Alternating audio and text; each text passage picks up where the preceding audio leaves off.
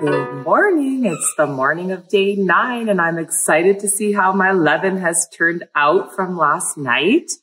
I'm going to bake a loaf of bread, my first gluten-free loaf with this starter.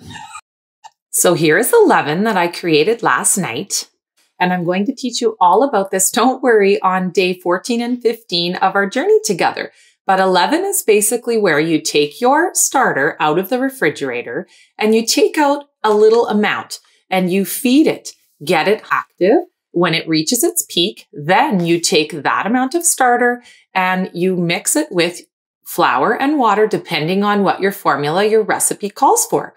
And this is called your leaven. And you basically just leave it in a nice warm spot to ferment until it gets nice and bubbly and active. It's as simple as that. It is used to leaven or to lift your dough and give it that power and rise that you're looking for. So it really is just your starter that's been fed at room temperature. We just differentiate the names, and the starter is maintained in your refrigerator, taken out and used to make your leaven.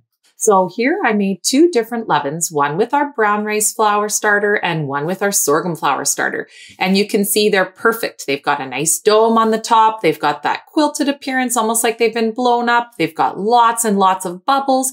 I think they're both at their peak activity and perfectly ready to mix our dough.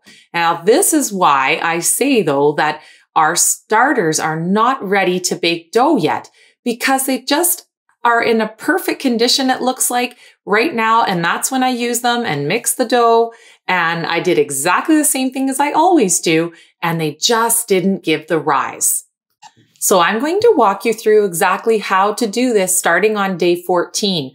I will show you a picture here, though, of how this bread turned out. It just doesn't have the rise yet. Like I said, we're still building our yeast colony and it's just not quite strong enough to give that oomph that we need it to. So if you're dying to try it out, please do, but I'd recommend waiting until day 14 and 15 where you'll get the awesome rise you're looking for.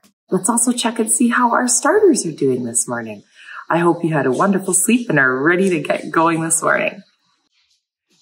All right, so here's my daughter making funny faces and we've got our 3 starters, and look at Bob, our gluten starter. He is finally doubled in size.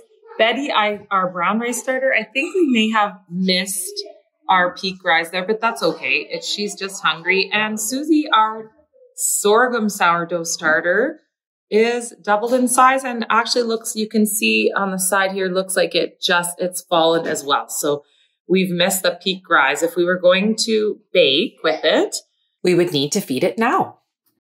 So you can see it's got nice activity.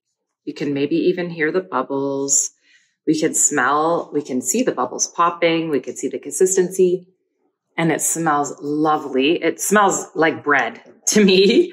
And we know that it has doubled and fallen. So if we see that it has done that, and we're ready to make leaven to make our bread, we would know, okay, this is not at its peak activity, and that's okay. That's what making the leaven is for. But it looks exactly how it should look.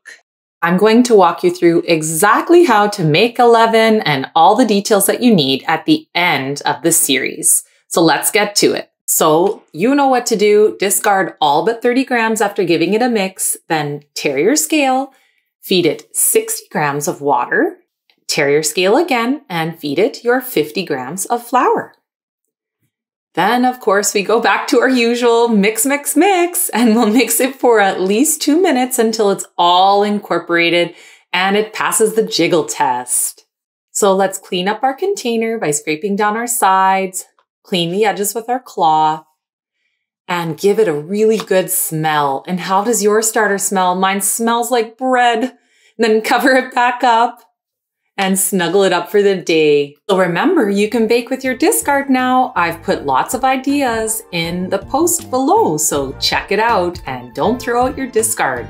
And if you do make something, I'd love to see a picture of it in the comments. And we'll see you again later on when we'll feed our starters this evening. I hope you have a wonderful day. Goodbye.